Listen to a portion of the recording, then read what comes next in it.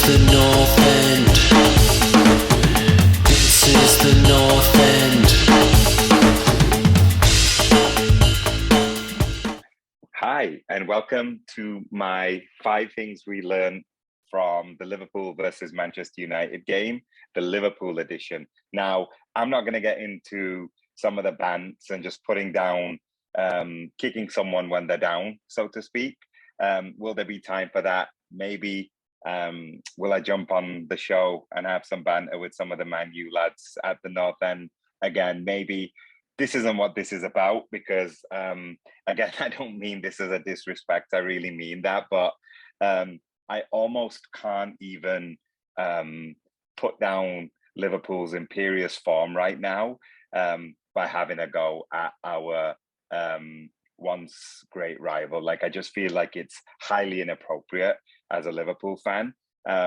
In one of my 5, I might touch on something that kind of brushes that area, but even then, not really. Like, I'm not really talking about this incarnation of Man United. So yeah, I'm just going to get into what I saw about us, what we learned about Liverpool.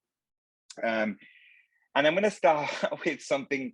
I feel like I'm making such obvious points every week, but I'm still enjoying this. And I feel like if I keep doing this, there may be a bit of variety to some of the obvious stuff.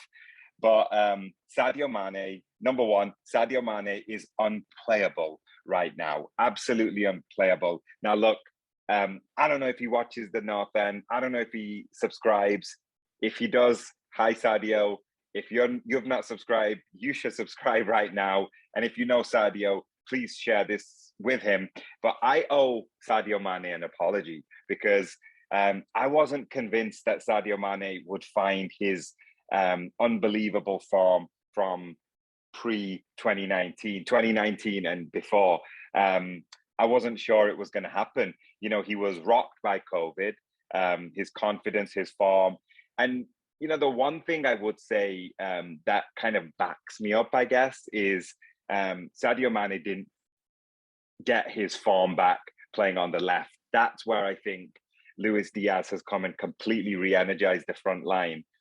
And Sadio Mane is now playing in this number 9 role, and he's unplayable. He's so strong. He's good on the ball. That reverse ball was like if Luka Modric or, you know, a David Silva or someone did that through ball, we would be waxing lyrical about it. And we should be as well because Mane did it. So, yeah, long may it continue. Fantastic show again from Sadio. He's right back on form, right when we need it. Got an assist, got a goal. So yeah, I hold my hands up. I maybe went a bit early to say we might never see the old Sadio again, and maybe we won't because we might not see that left wing danger guy anymore. But in number 9, is Sadio now Liverpool's starting number 9? I don't know. I think it's very possible that he is the guy in possession of that shirt. Number 2. That one season wonder, Mohamed Salah, finally shows up at the right time too. 2 goals and assists. Now that's 5 goals against Liverpool's biggest rivals this season in the league. And I don't really care where the 2 teams are playing right now because arguably Liverpool have played at the same level before. And Man United were challenging for the league. And there was no Ruud van Nistelrooy, Andy Cole, Cristiano Ronaldo, or anybody who was scoring 5 goals against Liverpool in that time. So everybody needs to put some respect on Mo Salah's name. He just continues to blow away records and just set a new benchmark, really. 2 goals and assists means he's now on 22 goals for the season, considering he's been out of form for the last few weeks as well. And now he's on joint top of assists again. You know, we talk about Harry Kane's form in recent times, in recent weeks. He's only got 8 assists for the season. And I know Harry Kane started the season late, and I'm not saying that Harry Kane isn't a fantastic player, but like this guy's leading goals and now joint assists. Mo Salah is incredible. And what a time to come back. And the only thing that was missing these last couple of weeks from his game was that finish at the top. Has he been lacking confidence? Yeah, but he's lacked confidence at other times before as well, and he's somehow been able to still come up with the goods. Recently, he's not. He's hit posts, and he's almost scored a bunch of times, including on Saturday in the semi-final.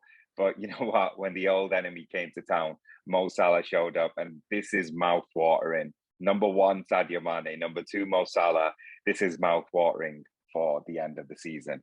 Which leads me directly onto point number 3. When you combine number 1, number 2, and then Luis Diaz, the signing of Luis Diaz, this is now Liverpool's main front line heading to the end of the season. So Diaz on the left, Salah on the right, Sadio up top.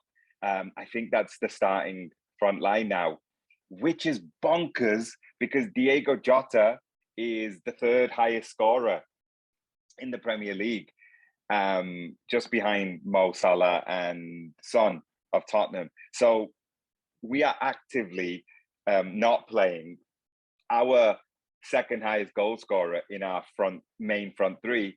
And then you've got Bobby Firmino on the bench as well. So I feel like this probably cements the fact that all 3 of them scored.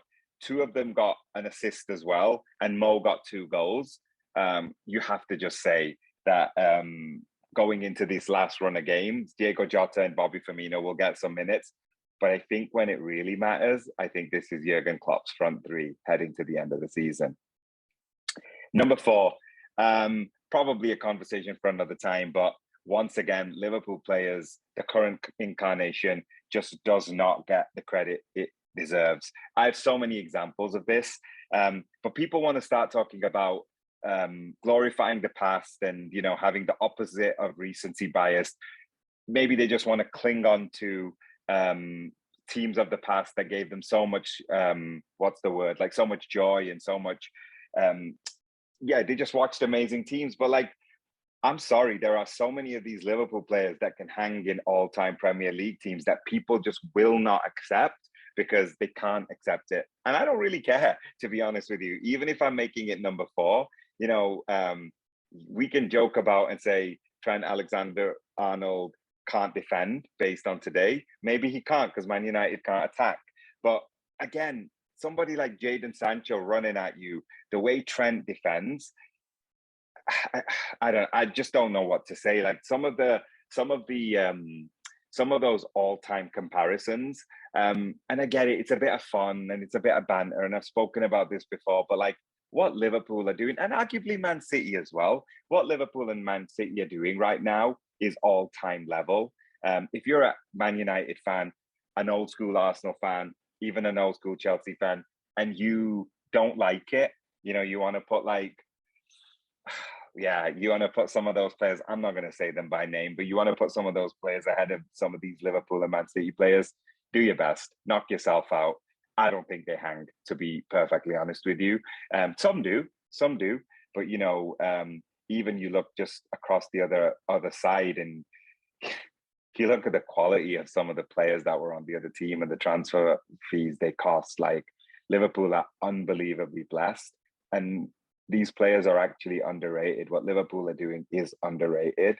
Not to Liverpool fans, not necessarily to fans of the opposition who understand the game, but the people who don't necessarily understand the game and want to, harp back onto past glory days of Man United or past glory days of Chelsea and stuff. They just want to knock this Liverpool team down with whatever they can. You can do what you want. I kind of feel like that's up to you. I feel what we saw again today is this Liverpool team is operating at an all-time elite level, and I don't really care if today's Man United were all over the place or they were a shambles or all the stuff. You can keep talking that way about Man United so you can take some glory away from Liverpool, but we beat Man United 9-0 this season, and Man United are contending for the top 4. So I don't need to say anything else about that. And the 5th thing we learn is Liverpool have now put some real pressure on Manchester City again. So Liverpool are now outright top of the league, and Manchester City have a game in hand. We heard game in hand so many times the opposite time. Every test that was put forward, Liverpool passed it.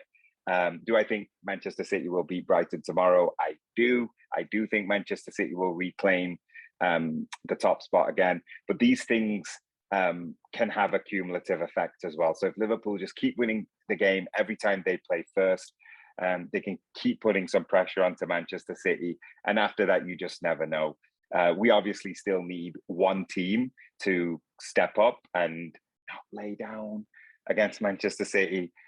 We still need that. So I think the more and more pressure Liverpool can heap on Man City, amazing. But also, what's really cool about today is now the goal difference is 9. So I don't know if Manchester City, I think Manchester City have got a 3-0 or a 5-0 or a 6-0 in them. But I also think Liverpool have got a few more 2-0, 3-0 and 4-0 in them as well, potentially. So I don't know if at this point, Man City turn this goal difference around, and they could probably go and win 7-0 tomorrow, for all I know. So I just feel like the pressure that has now been heaped on Manchester City is asking a question. Will they answer? Very possibly.